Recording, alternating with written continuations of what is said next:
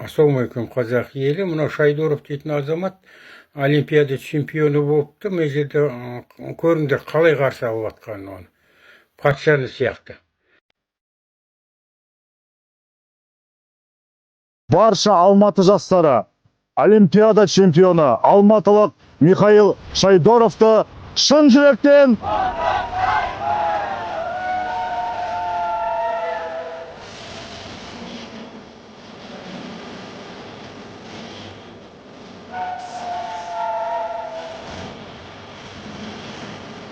Мен онша қуанып жатқан жоқпын, шыны керек. Нақты десеңіз, мынау біздің жағы қазақтың баласы осындай олимпиада чемпионы болса, осындай не қылса осылай қарсы алатын еді ма? Жоқ, осындай олимпиада чемпионға жеткізетін ба? Жоқ, аяғына шалып, жағы мынау Жәнібек Әлімханұлы, Шавкат Рахмонов сияқты Жәнібекке допинг беріп, Шавкат Рахмоновқа жағы қалай айтты, ол жағы Қазақстан байлығы, жер байлықтың бәрі халыққа пайдалану керек деп, дереу артынша ДТП подстроить етті, мен күмән бойынша. Сөйтіп ол қылмыстық іс баяғыда июльде болған, июльде ДТП болған, сол қылмыстық созып әкеліп қылмыстық істі.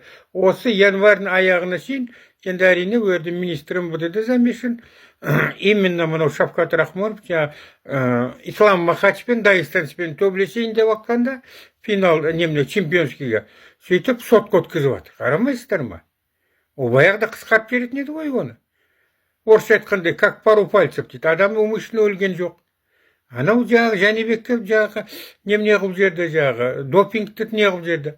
Мен қазақпын дейтін жігіттерді осылай не қылып тастады да, мына жақта Шайдоровты қалай қарсы алып жатыр. Қазақша білмейді екен, тартылмайды, журналистер жағы сұрақ қойып жатыр, сен қазақсың, қазақстанға дегендей қылып жалынып болған. Олар не қылды? Олар менсізбейді бізді, қазақтарды. Головкинде, Рыбакинада бұл да менсізбейді.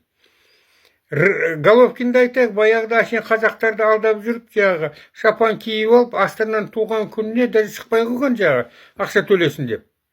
Біздің қазақ Данияр Елеусінов өзінің картынан алып тастап, орнына өзбекті қойған. Біле тұрып, жағы бізді погода өзбектер жасап атқан, қорқпай ешкімнен. Түсінді ма? Сөйтіп қазір жеке самолетпенен Мирзиевке ұшып барып Ташкентке. Сөйде Мирзиевпен кездесіп жүр. Оған жеке самолет кім беріп жатыр? Президент сияқты барып не қылып жүр, Головкин. Ашин алдап, оның үстіне жағы баяғыда УПСН чемпионы болған жағы. Осыдан 4 жыл бұрын Петр Ян дейтін қасында Жалғас Жұмағұлов қазақ жігіт тұр. Головкин келіпті Петр Янды құттықтап Америкада, Россиянинді, орысты. Қасында Жалғас тұр, жерлесі. Қолын созып еді, көрмеген сияқты болып тұр. Қарамайсыз бір шовинист қандай. Осыдан кейін өздерін не қыла беріңіздер. Мына Рыбакина дейтінге 20 миллион долларды бұлай істетті Назарбаевтың кошелегі Утемуратов, теннисистка. Бір әкесінде бабасын көргендей.